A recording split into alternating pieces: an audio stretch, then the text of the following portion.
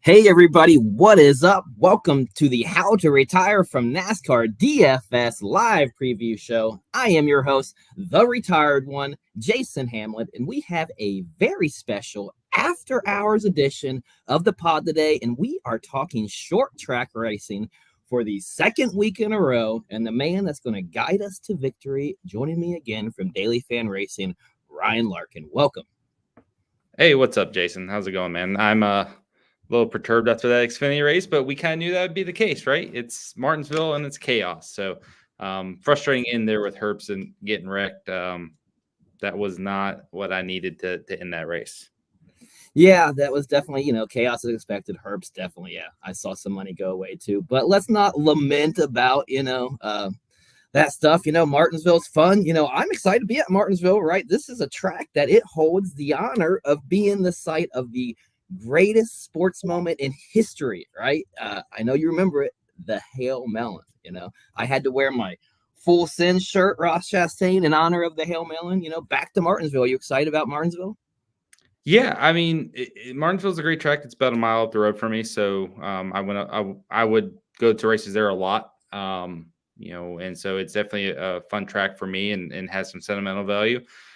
A little nervous about how the Cup cars will run again this weekend. Obviously, with the next gen car, it's been kind of a tough race to watch in a lot of respects. It's been a lot of choo-choo single file racing, not a lot of passing, very difficult to pass, and that's kind of made for some snooze fest. But that was even before the next gen car, if we're being honest. Martinsville's kind of become a really tricky place to pass on for the Cup cars, and so a lot of races were long green flag runs. But it's still a fun one. It's still one we can win some money on. So always looking for that DFS junkie hit, so to speak, when it comes to Martinsville. So definitely looking forward to it from that standpoint.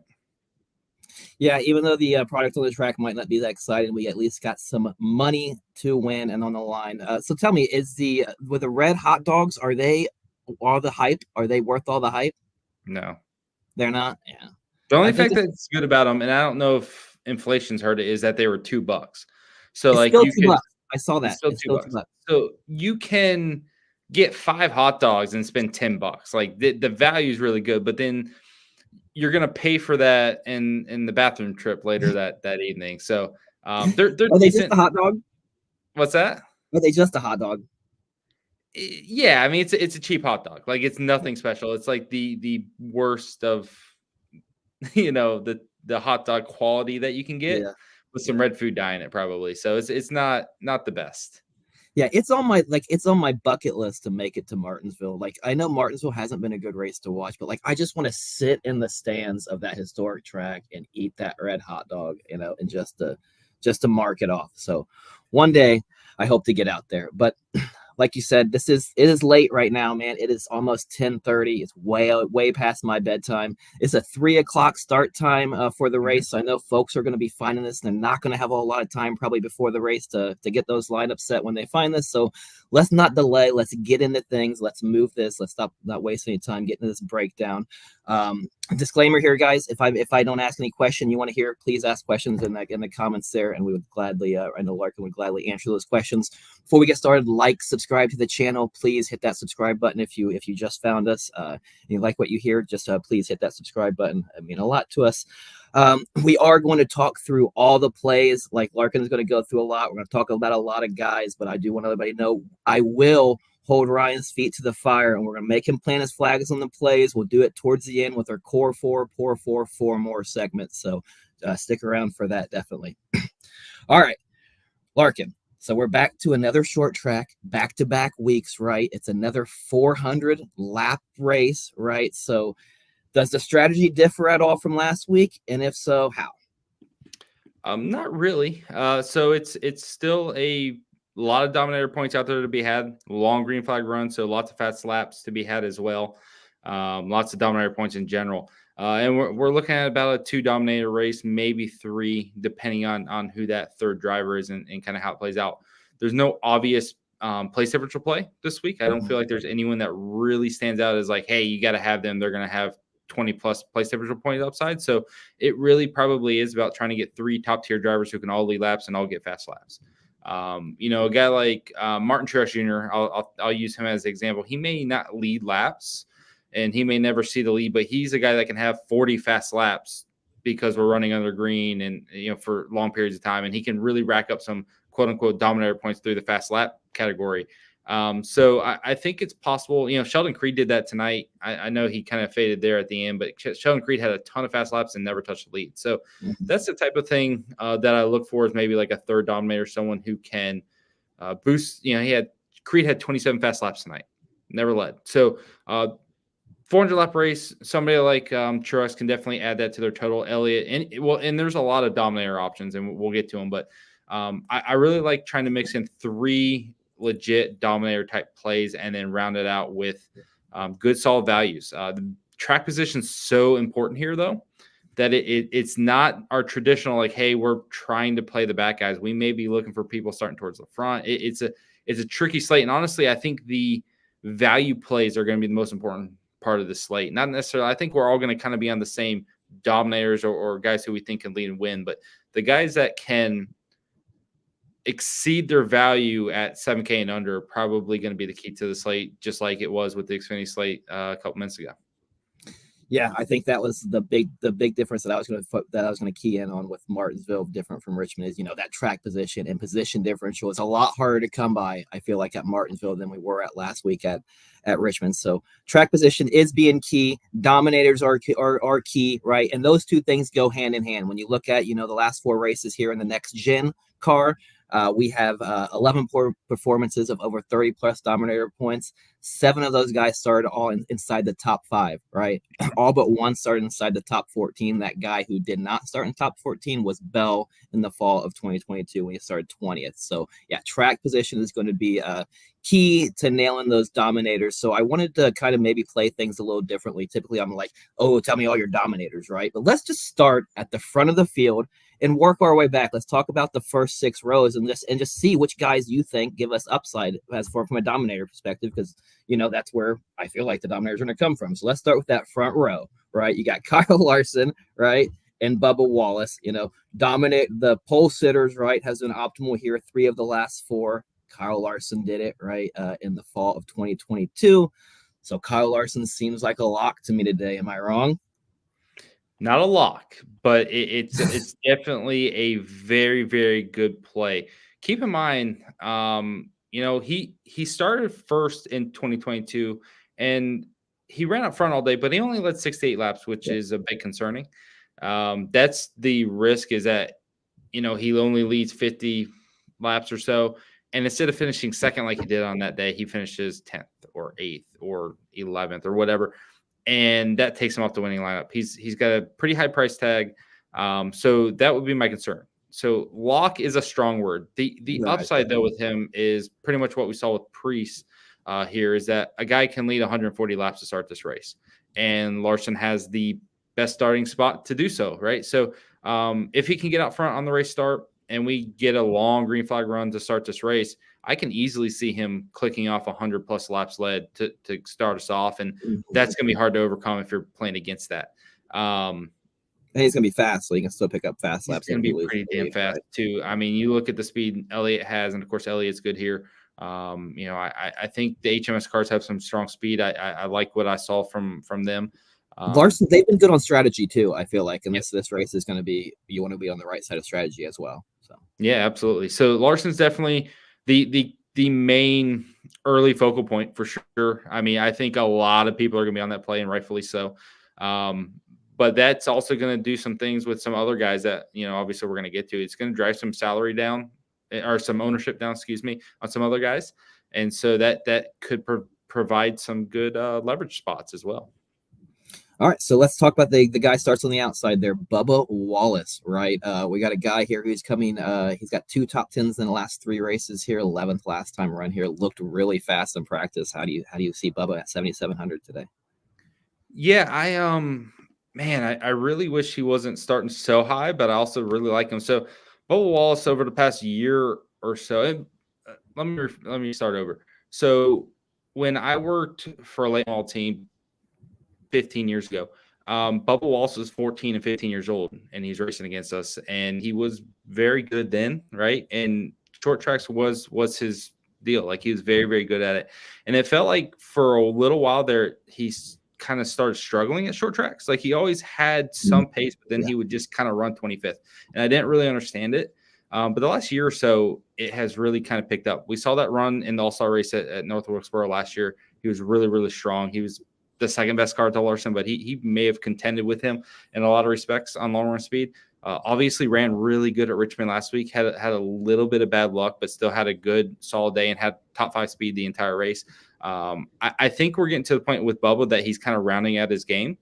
And I do think he's a guy that can run top 5 this entire race. And while Larson may get this race lead, Bubba Wallace is extremely cheap. And I do think that car's fast enough to click off a ton of fast laps here and reach value even if he doesn't actually lead.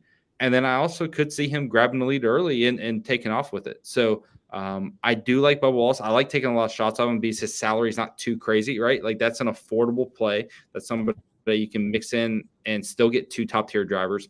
And so I do like the Bubba Wallace play just in general. And considering how important track position is and how many fast laps a car that's fast can eat up here, I think Bubba's a really good tournament option for the slate.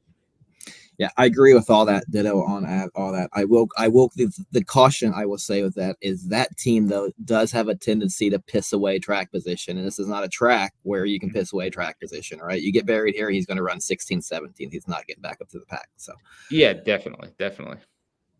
All right, so let's go. That's the front row. Let's go to the second row here. We got Chase Elliott, a guy here who's led 50 plus laps in 3 of the 4 next gen races here. Has not finished inside the top, greater than 10th though in any of those races, but starting 3rd. And then Martin Truex, a guy who I think he was named after this track. Is that correct? How do you like these guys? Yeah, so both of them have great track records here. Like, both of them showed race winning upside. I think Truex won 3 of these things over like a 1 year or 2 year span or whatever it was. I guess it had to be a 2 year span if he won 3 of them. But he had a lot of success with the old car here. Not as much with the next gen, but he's still been pretty strong. Overall, he finished 3rd in this race last year.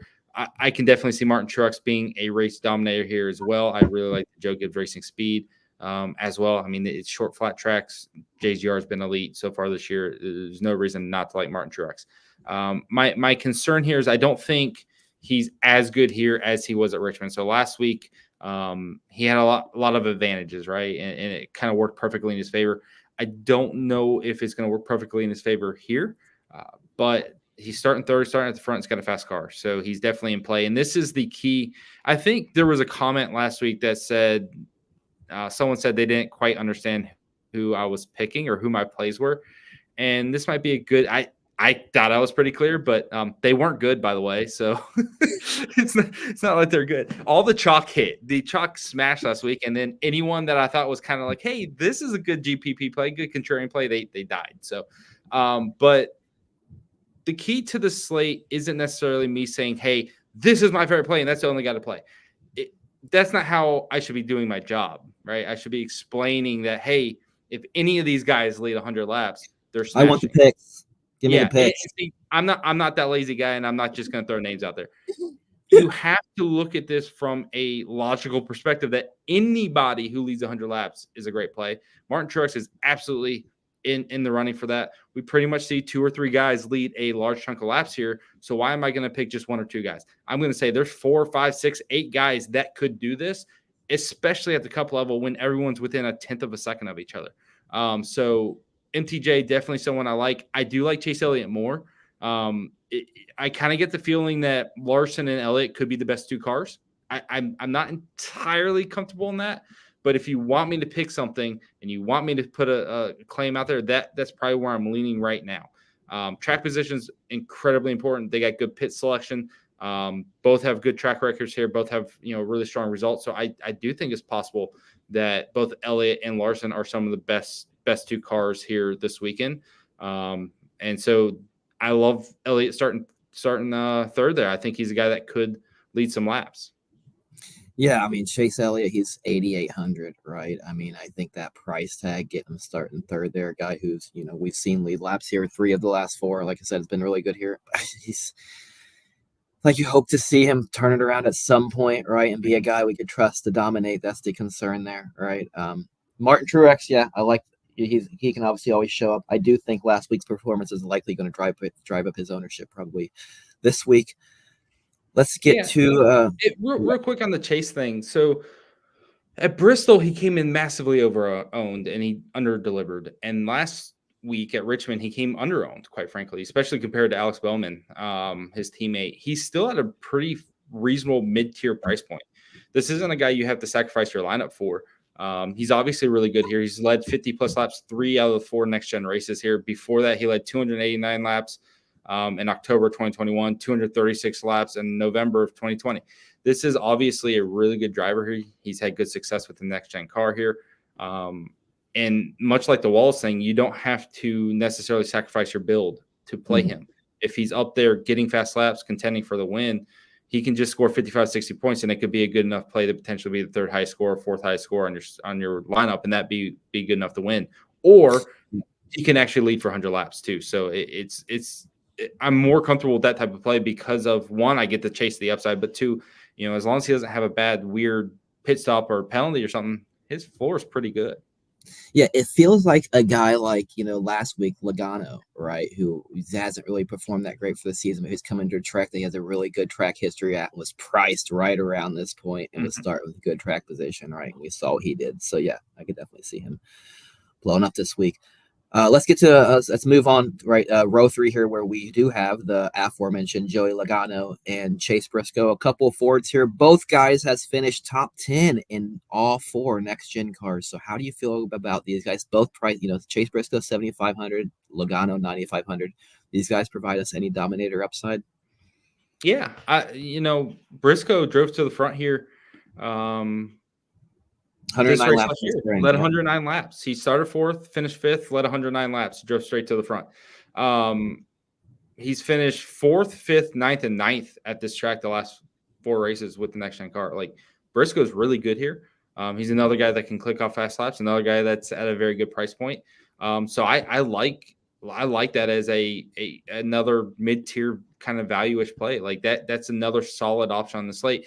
The biggest thing about Martinsville is that everyone can run this track, right? Like, everyone grew up short track racing. Everyone has a pretty good idea of it. And the differences here is just a tenth or so. So someone like Briscoe could just have a great day by being slightly better than everyone else. And that's why you see really good performances by people. Anthony Alfredo ran top 10 the Xfinity race the entire time.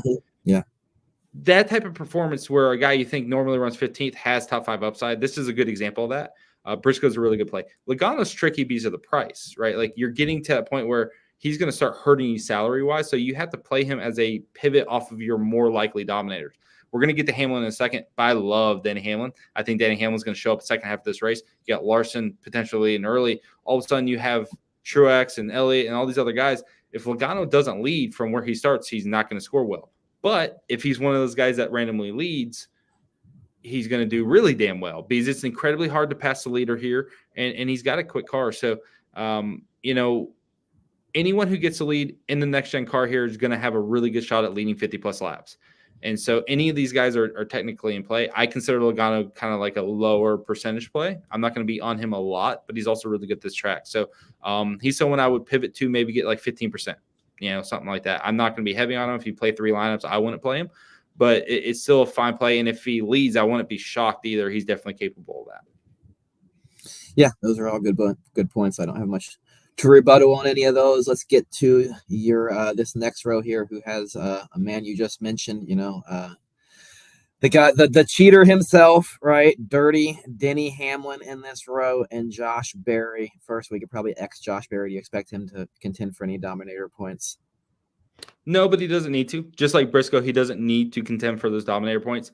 Stewart Haas is pretty strong. Like, they look good this week. I think they have the ability to run right where they start. There's no one really behind them where I'm like, yeah, they're going to outrun what Berry and Briscoe have. So Denny Hamlin's probably the only guy. But, I don't really feel great about Bowman or Busch or Chastain, because I was like, I don't think they're better than Barry or Briscoe. So I actually really do think Barry has the potential to run in this range, to click off 20 fast laps, much like Briscoe, maybe even more. And, at their price points, they're both right there next to each other. They're both under 8K, I believe, still. I'm trying to remember things off of my brain. I guess You I got could stack them at all? What do you think about stacking Briscoe and Barry together? Yeah, absolutely. I mean, it worked last week, right? They were starting 30th last week. The biggest thing, yeah, it's true. They had a ton of place average. The biggest thing here, 7,400, 7,500. The biggest thing with them is because it's so freaking hard to pass, I don't think anyone really gets by them. It's not like guys are going to be running them over. They may lose 1 or 2 spots. It really comes down to like executing on pit stops, maintaining track position, and not getting stuck on the outside or something on a restart. Like not getting steamrolled or freight trained on a restart because you have a best up.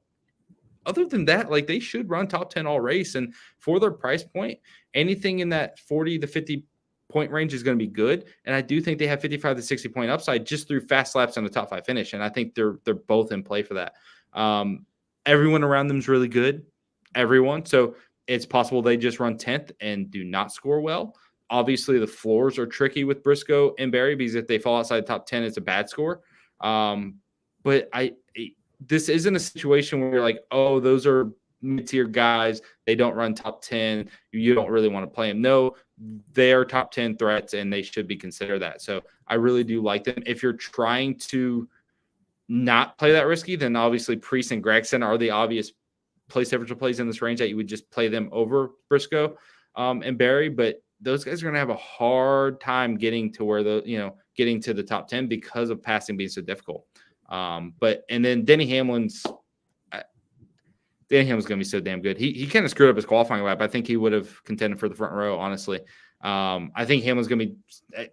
When have we seen a short flat track where Denny Hamlin isn't contending for the win? It's not that year. Yeah, he's going to be there at the end. Now the question is, does he lead a bunch of laps or does he not? He's so expensive that if he doesn't lead, if he doesn't score 70, 80 points, he does not hit, right? Mm-hmm. But real, like he wasn't optimal last week, right? Dude, I don't remember. That was a week ago. I know, but I don't think he was. No, he definitely wasn't. No, he wasn't. You're right. Sorry, I blanked. I had him in my best lineup, and it wasn't. I was just like, yeah, of course. Because of all the dominator points that other people had, like he can show up late, similar to like he did last week, and just not be optimal. But I really do like Hamlin. I think he's going to score a lot of fast laps. I think he's going to be phenomenal in this race.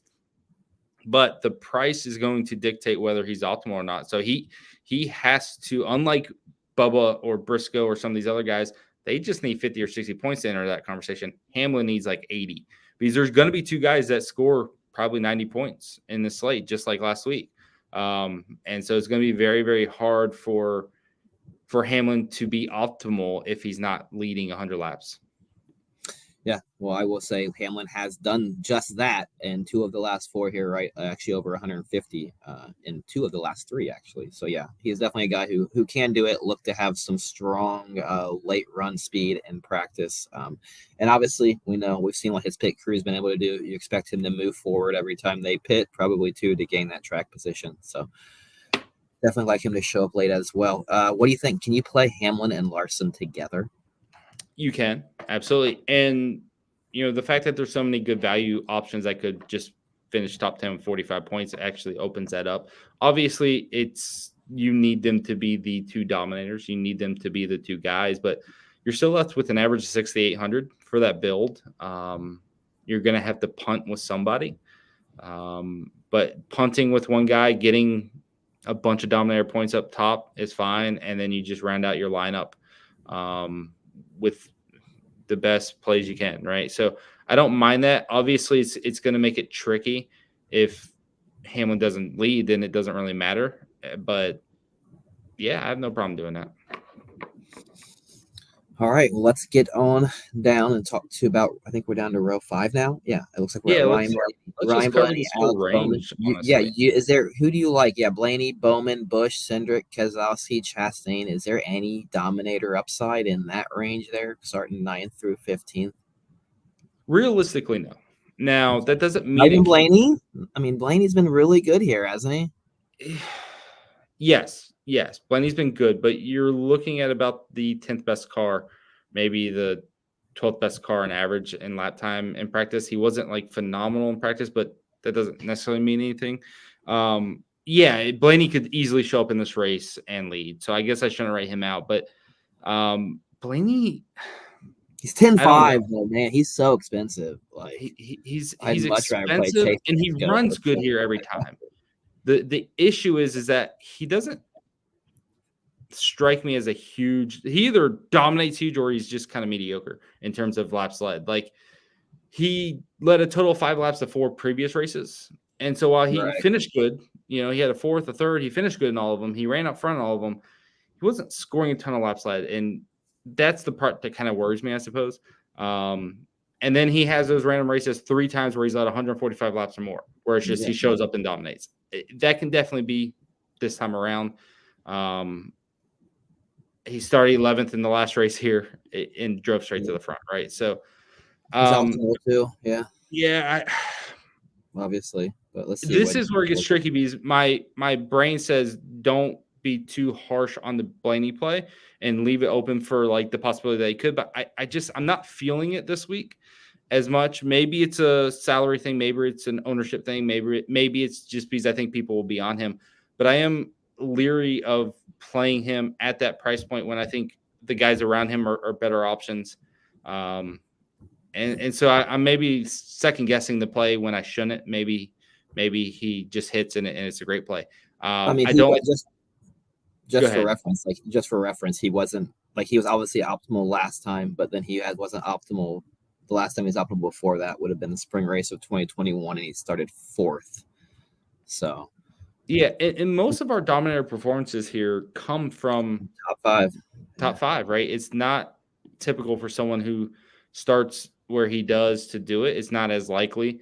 Just playing the averages, playing the salary, playing the ownership, and all the other things. I'm not super high in the play, but right. and this will go for anyone else. If you get the track position, if you get out front, and I don't care how the hell it happens, you will lead. So it could be a situation where lap 50 there's a caution and Kyle Busch is the first guy that pits, and then at the end of the stage, or it may be lap 60 or something, but then at the end of stage 1, everyone else pits and Busch stays out and he's the leader. Well, he's going to lead for 50 laps. And so while I don't like anyone in this group realistically as dominators, and I don't really love them as plays in general, the opportunity for any of them to hit is good. Ross Chastain ran like 21st the entire race here in 2022, pulled strategy and got a great finish out of it simply because he got the track position. Track position is so vital. There's not enough tire wear here unless something new shows up in this race, but there's not enough tire wear here.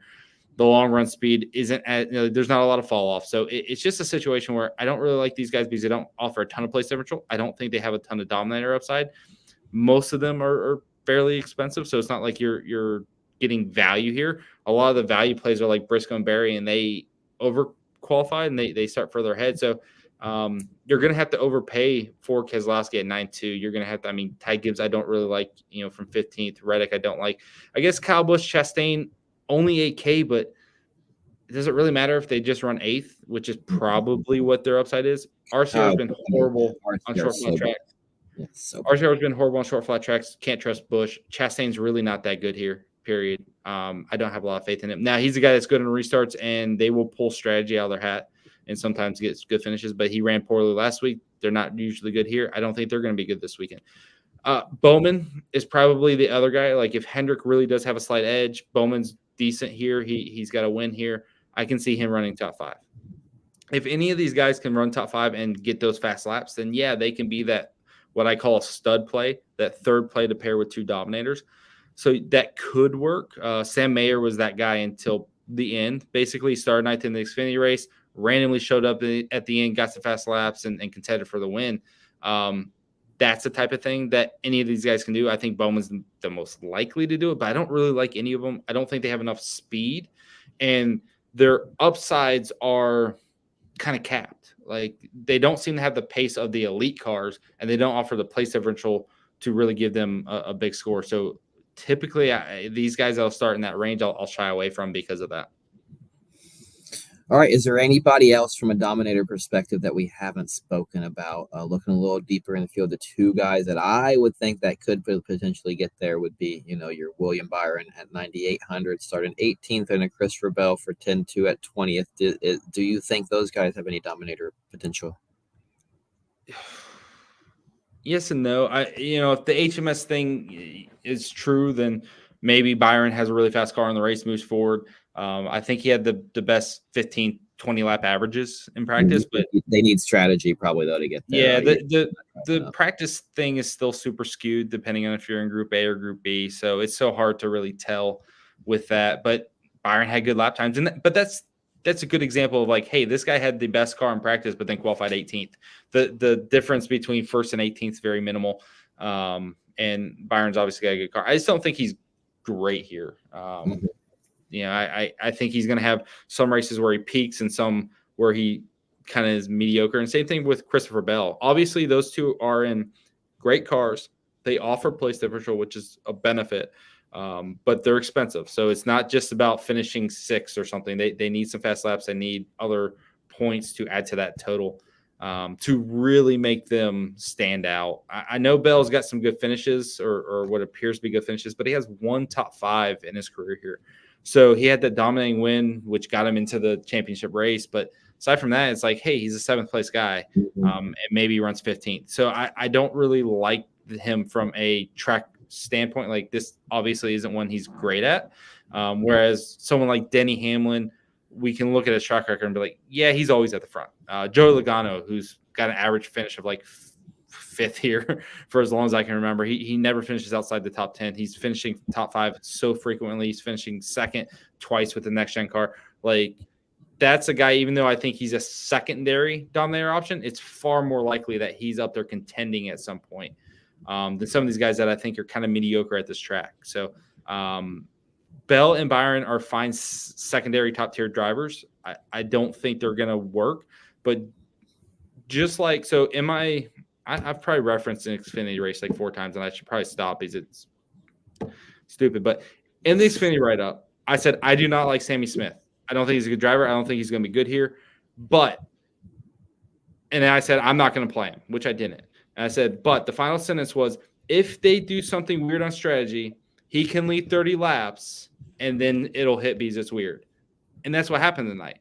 They pitted on lap 30, whatever, when the caution came out, 36.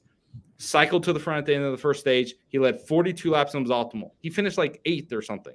He wasn't good. He dropped straight to 8th, 9th, 10th, and that includes AJ Allmendinger, and Austin Hill. Like there was an advantage of some good cars crashing out, and he still only finished like 8th or so. So he was never like a top 5 guy, but he got the benefit of strategy working out and some guys battling behind him, and he just got to check out for 40 laps. Anybody can do that, and so that's where I get a little nervous saying, no, this is a completely no-go. But Bell and Byron kind of fit that same mold. They offer some place differential. If they can get that lead 40 laps through strategy, and then run 5th, 6th, 7th, that's the type of play that can work. So it's not right-offable, but I'm definitely chasing all the other dominator plays a lot more than them. Yeah, I think there is some opportunity for strategy for guys to get there via strategy, but I mean, is there any tire fall off this week? Like, I think the guys they're gonna pit as few times as possible, right? There's not gonna be very many opportunities to get off sequence, right? These guys are gonna stretch as long as they can, right? Most likely. I wish, I kind of wish it was like I do have people I could DM, but What's up, I Brendan? wonder if you can DM like some crew chiefs and be like, hey, can you just take 2 tires the entire race? Like, what's the tire fall off like here? What are we talking about? Right. So to give you an idea of tire fall off, Ryan Preece on his 5-lap average was 20.1. Okay. I'll find Briscoe. Briscoe was 20.2 on his 5-lap average. Briscoe on his 20-lap average was 20.279. He lost 0.07 of a second on average over 20 laps instead of 5. No. There's no fall off. None. It doesn't matter. It's, long run speed. Really what strategy is there going to be then? What strategy is there? Everybody's going to just stay out. Like I assume you just run to the end of stage 1 pit. Well, that's the thing. I guess that's where the strategy comes into play, because if you do get a caution at like lap 60 and you're running 15th, Just pit. Right. It doesn't matter. So 15th on But back doesn't pits. everybody do that? Because everybody knows they can make it to 2 in the stage Yeah, 2. and then once you can get in the fuel window to make it to the end of stage 2, you pit, and then the leaders stay out, pit at the end of stage 1, and then you cycle to the front. That's how it happens. Yeah. Now, if it runs green, which is a very high likelihood, there's not a lot of cautions here at Martinsville. And if it runs green all the way to the end of stage 1, then everyone comes in, probably takes 4 tires, and then reset and go again. I could see some people take 2 tires there. I might even consider 2 tires at the end of stage 1. If I was a crew chief, just because there's no tire fall off and there's definitely nothing with the left sides. So that's how this whole slate gets skewed, is by someone random leading a chunk of the race because of pit strategy. And it's certainly possible because there's no tire fall off. All right, let's recap dominators real quickly. Who would be your favorite dominator trio?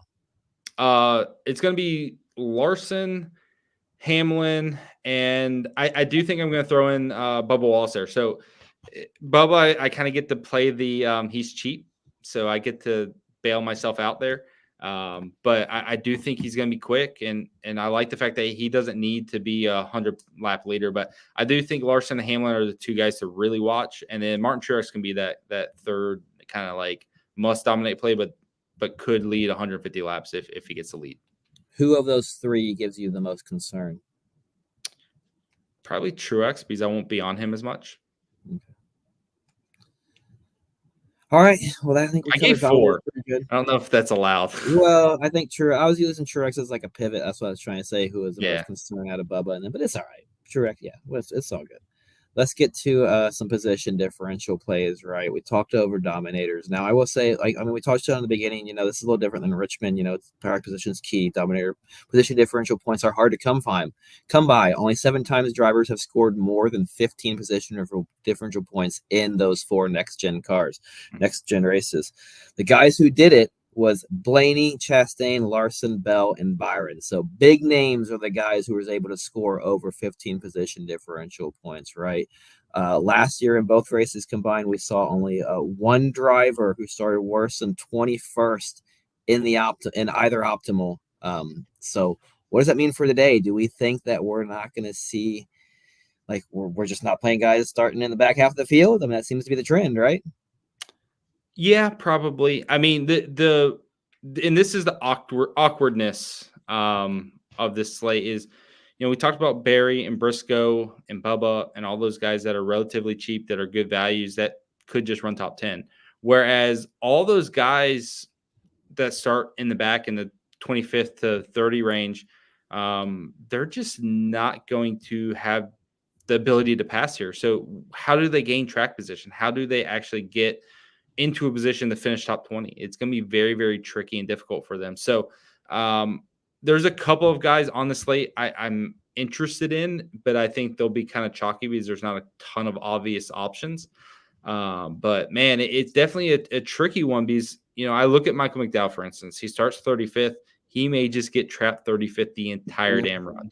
He is not any better, significantly better than anyone in front of him. So it's like, while he offers the upside, he may get lapped pretty early because of this. He may never get, inside the top 30 even. So it's a very, very tricky slate from that, where maybe it's better to play a guy that starts 17th, like Eric Jones, who can stay on the lead lap and randomly show up in 11th at the end of this race. And that could be key, right? Is how many guys go a lot down. And we've seen it with the leaders here. They'll get to 27th or something, and they just can't pass that lap car, and so there's only 27 cars lap down or something, right? But if they can start lapping forward, and you got a guy like Harrison Burton who stays on the lead lap, he can finish 15th like he did in the last race here. Todd Gilliland finished 10th here. He started 17th. He starts in that same exact position, I believe, this week as well. 16th. And so because he's able to stay on the lead lap, because he starts 16th this time around, he was always in contention just to get a good finish. And so I do think that's probably the proper way to play it. I think it's a lot harder for these guys to move through the field. The guys that have issues like Keselowski did, or a bad pit stop or a pit penalty, they're just going to get trapped in the back. And everyone else that starts 30th, they're going to kind of move into 27th, and they'll just settle there. You're not going to see a lot of guys move through the field. Most of your good plays are going to come from further up. And that's what makes it difficult to project anyone that's a place differential play very highly. And that's why it's also difficult to write off a guy like Gilliland or, Austin Cindric, who starts in the teens, or some of these other drivers who's starting further ahead than you like, because they could just run in that range and score well. Yeah, I think you do definitely have to, change your expectations on what you expect from a position differential play this week, right? You're looking for, 12 to 15, like those guys who are going to start, in that, like you said, 16th to 24th range, who has that top 12, top 15 type upside, hang on to that lead lap. One guy though who does kind of stand out as a guy who has a pretty decent track history when you're looking at finishes here, guy who's been fast on short flat tracks, starting 30th, Chris Buescher, 8,600. Do you have any interest in him as a position differential play this week? Yes, mainly because he's pretty consistently is top 15 here. The concern is how hard it's going to be to pass, of course. But luckily, it's a 400 lap race. And because he offers so much place differential and he's only 8,600, he doesn't need to. You can afford him. And so the place differential aspect of that play works. He could just run 24th and not be good. But, if he does crack the top 15, he's going to be a really good play. You would like him over McDowell, right? Yeah, I mean, they're not really in the same ballpark salary-wise, but McDowell runs 27th here every single time, and Buescher runs 14th. So I definitely trust Buescher to get up there a lot more often. But this is where the argument can be made is, do you want Chase Elliott running top 5 the entire race, scoring 30 fast laps, or do you want Chase Buescher or Chris Buescher hopefully getting the 13th? That's kind of the balance you're playing there. It's not a bad play. It's a fine play. It's probably a good cash play. It's a nice safe play. If anything, side top 20 is going to be good enough for you. But if you're chasing the optimal, I'm a little leery of going that route. But it's a fine play. That's probably one of 2 guys or 3 guys that I really like from a place differential standpoint. The other ones being Priest and Gregson, and Austin Dillon. We're giving Austin Dillon some love again. No, you're not. No, you're not. Damn straight I am. Oh my God. Straight I am. That's do it. So I'm do it. I'm gonna plug my ears because I'm not gonna play him this week. So I just want to. That's fine. So Priest and Gregson are pretty self-explanatory. Stewart-Haas have good cars. The other 2 are starting top 10. Priest is really good here.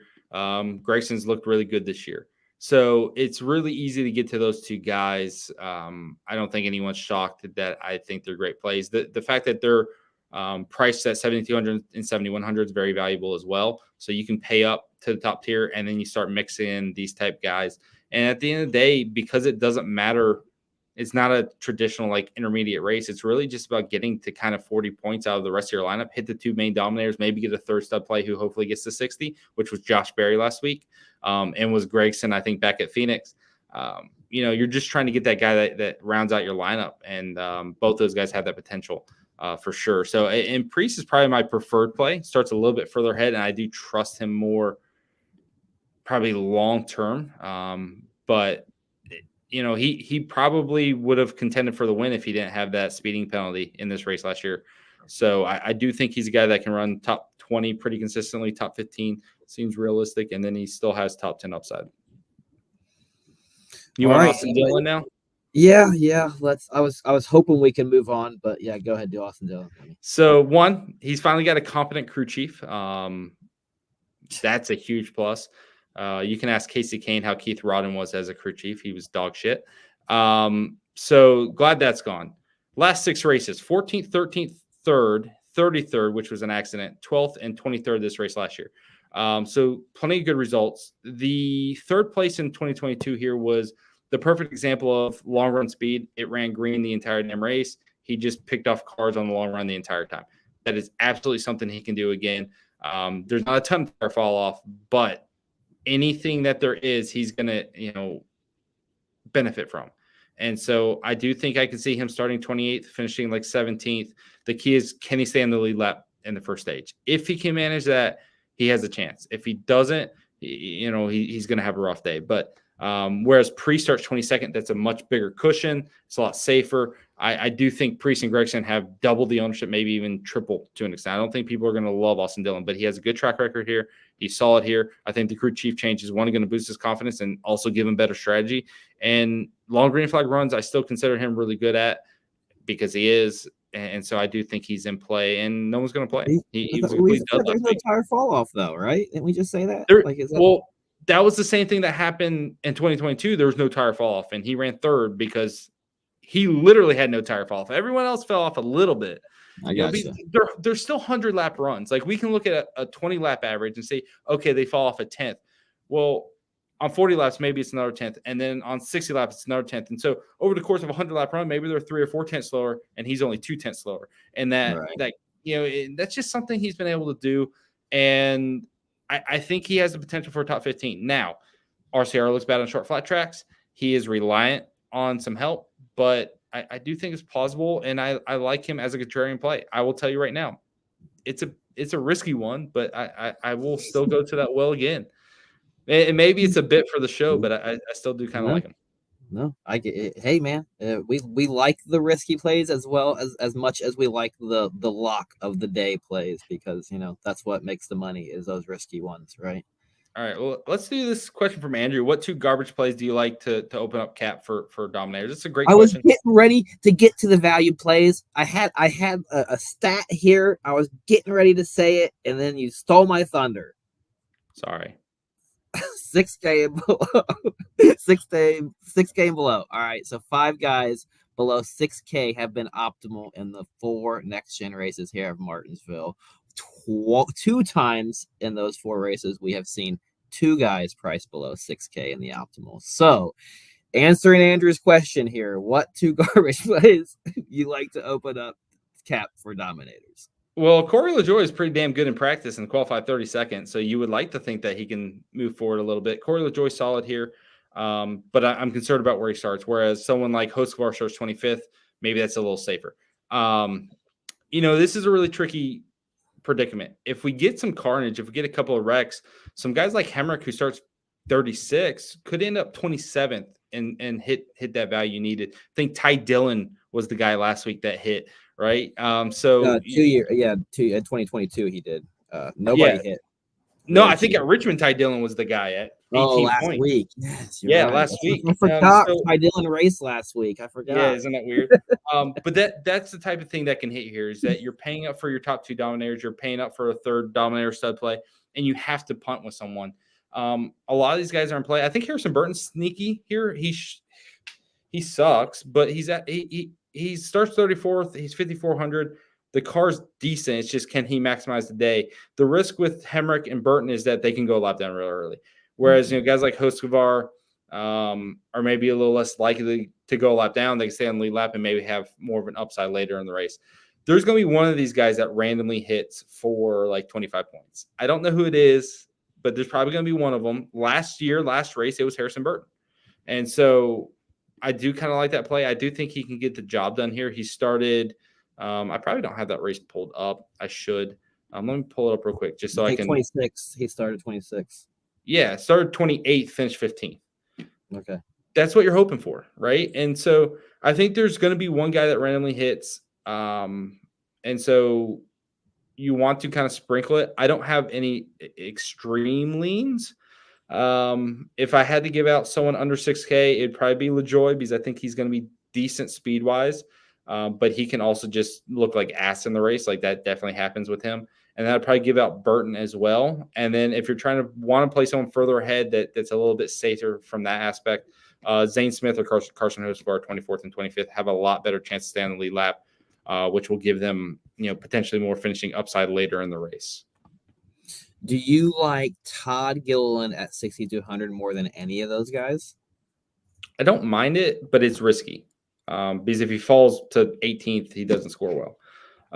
It's not bad, but like 20 points isn't getting the job done probably at 6.2K. If I want 20 points, I would just pay down to like Harrison Burton. So I'm not in love with it, but I do think Gillen could also just finish 10th or 11th. So there's potentially, really good upside there as well. It's a risky play. It's a fine tournament play, though. If you're trying to be different, Gillen definitely works out, and he should stay on the lead lap for a lot of this race as long as he doesn't have any weird hiccups. So do you prefer paying down to those guys in that 6K below range over playing a Michael McDowell, who we know is probably going to draw ownership? I prefer playing whoever allows me to play the dominators that I want in my lineup. So then probably the answer really is I'm not. Now, if you just have open salary, then yeah, you might want McDowell, although he typically isn't good here. If you had your pick of whoever you wanted, then yeah, maybe you would pick McDowell. But if I can't afford 6,300 because I played Hamlin and Larson both lead 100 plus laps, I don't really care about McDowell. He can score his 30 points, and I'll pay down and get 18 from Burton. The score in this range doesn't matter. And we saw that last week. The dominator points matter. Getting Larson and Truex last week mattered. It's not as important about who the hell you paired him with. Ty Dillon was the guy you wanted to pair him with, apparently. So that's fine. I went with Justin Haley super heavily. It didn't work out, and instead it was Ty Dillon by 2 points. But that's kind of the predicament you're in. Is like I will play whoever the hell I need to afford the guys that are going to score 100 points on the slate, and that's the far more important aspect.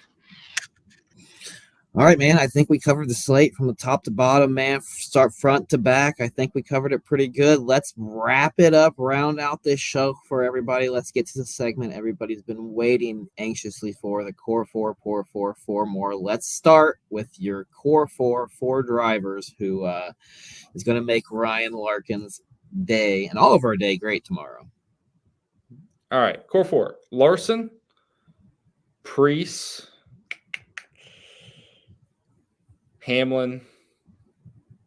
I'm trying to think salary wise too. I'm not just trying to play the very top. Let's go Briscoe because he's been so consistent here. Let's go Briscoe. I like the price point and he's been really good here. I like it. I like the Briscoe call. I like getting him in there. All right, give us a. I made stands here, people. I picked drivers, right? Making stands. The comment made me frustrated last week. It's all right. It's okay. Let it out. This is vent. This is your safe space, Brian. This is your safe space. Core four. Let's go, guys. Who you think where we can afford this week that might provide us some leverage, guys. We can be underweight on. Let's go. Let's go Reddick. I don't like Reddick. I know he's 8,500. He looks like he has the place differential. I don't really like Reddick here. I also don't like Kyle Busch at 8,100. I just don't think they're going to deliver. I could be wrong there. That one worries me a little bit, but I'm going to go back to that Kyle Busch well. I'm just going to go back to it until it bites me, man, because it quite frankly, it hasn't. Next one.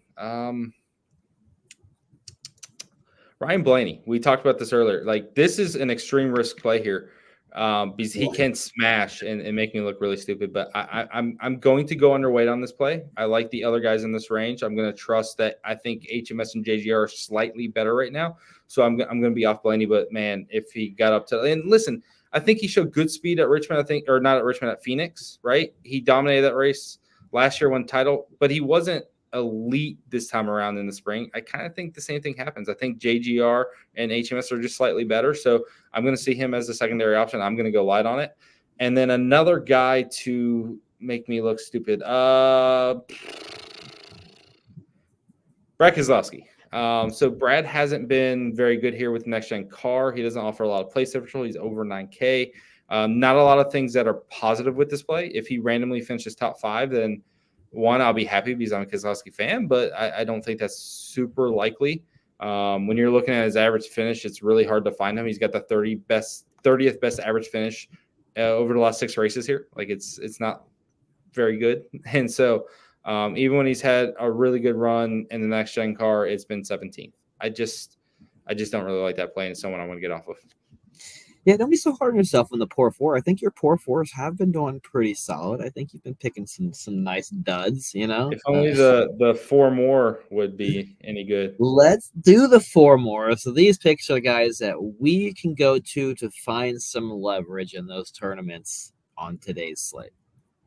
Yeah, it's hard. Like, I put Truex in there last week, and he's actually heavier owned than I thought. And it's probably the same situation here. I have Larson and Hamlin as my best dominator play. So then who am I pivoting to? The first obvious option for me kind of feels like Truex, but I'm not going to go there because I think he's too heavily owned. I don't think that fits the bill. I'm going Chase Elliott. 8,800 starts a little too high. I think he has a lot of upside. I think he could pay off without leading 100 laps. He may only need 40 fast laps, which is doable, or maybe he leads for 20 or 30 laps or whatever. I think he runs up front most of the day. I think he's got good potential. He looked really good in the last run there at Richmond. He kind of fell, felt like to 10th or 12th and then drove back up towards the front at the end of Richmond. Seems like he's starting to get the feel for it back, and he's obviously really good here. So I like Chase Elliott. I like Bubba Wallace as well. Same concept, 7,700, starts towards front, fast car, fast driver. I do like that one as well. I like the fact of the value there. So those are going to be my two contrarian like dominators or my pivots off of the Larson Hamlin plays. But because of their price points, I don't have to be too crazy with it. Like I don't have to just jump off of Hamlin, jump off Larson to get to them. I can put them all together, which is nice.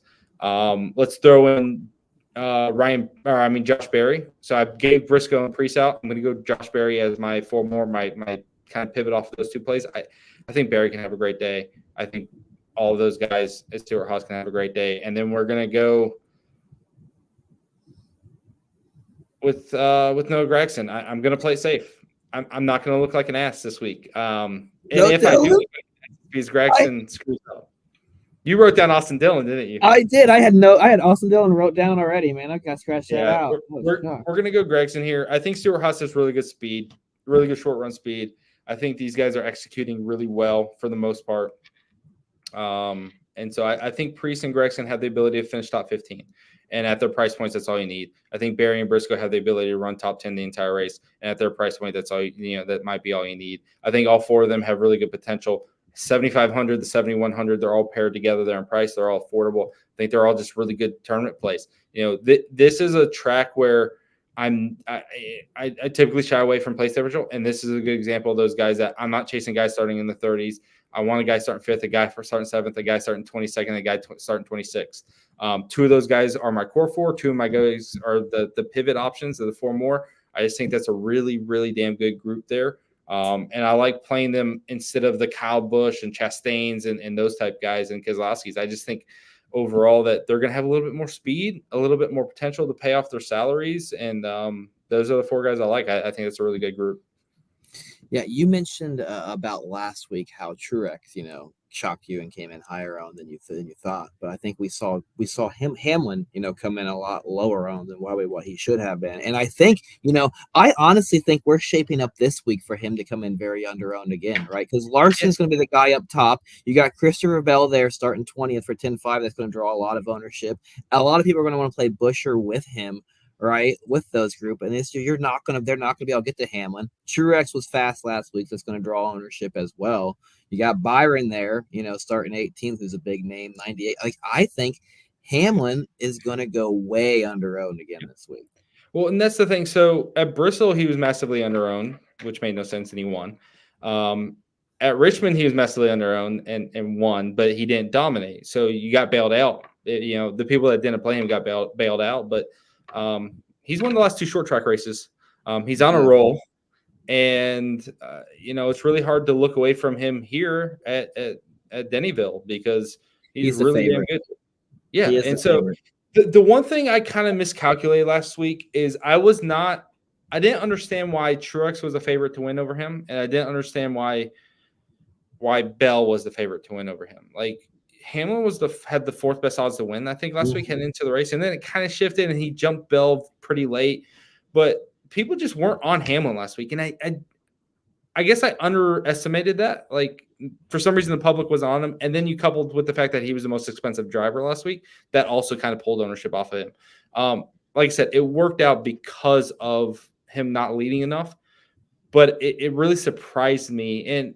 And I think what we saw at Bristol, where he was 24% on, same thing last week, is that people aren't paying up for him. They're playing Larson, and then they're paying down to that other guy. And we saw that with Chase Elliott being like 35% at Bristol. Like, what the hell was that? And then last week it was Bowman. Bowman was massively on, and I'm just sitting there like, how the hell is like Bowman 10% higher than you would expect? And it's because people are like, I'm hitting the main guy and I'm trying to find this value option. And that's why I think as much as I like Chase Elliott or Bubba Wallace, they may come in higher owned than I'm anticipating just because of the salary. Just because people are trying to do that exact same method that we've seen 2 other short tracks in a row now. So Hamlin probably does come in at 25% again, and he probably has the ability to win again. And so from that standpoint, I just want to keep feeding into that Hamlin dominator play until people realize, hey, he's still the best damn short track racer in the Cup Series. Why aren't we loading up on him? And so I might taper that expectation a little bit now that I see him as a favorite right now. I mean, I know odds just got posted, so we'll see how they shift. But odds versus salaries, like the salary plays into that. But the odds do drive a lot of the big sites projections, right? So he's going to project well if he's the favorite starting 8th. He's going to project 700 more than Truex. That's a big gap. That's a big gap.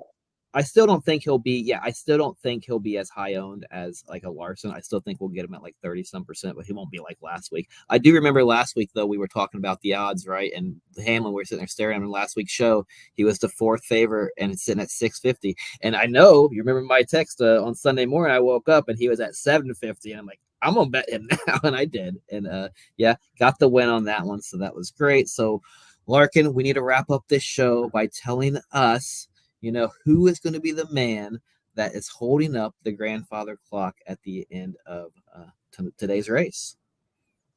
Would it be horrible if I said Denny Hamlin? I don't think it's Hamlin. I'm going to be a bit different in this one just because I want to have some fun. Chase Briscoe wins this race. Let's go. Chase Briscoe. He is plus 1,400 right now. Obviously, I wish that number was even bigger. I wish it was plus 2,000, but he's just been too damn good here. Like, just fast. And so you got a guy that's finished top 10 the last 4 races, 4th and 5th last year, led 109 laps in this race last year. Very, very quick, best 20-lap average. Everything checks all the boxes.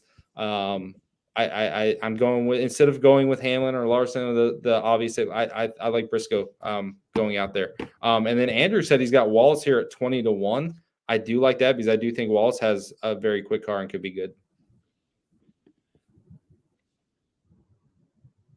Sorry, did it just glitch out? We frozen? All right. We're going to wrap it up. Yeah, I think I'm back down. All right, cool. Thanks everyone for tuning in. Hopefully you enjoyed the show. I have bad internet, I think, so blame me. I signed up for Verizon Wireless and I got a $200 Verizon gift card or Amazon gift card. So I've been trying to stick out the 6 months that you have to, so I don't have to return that $200.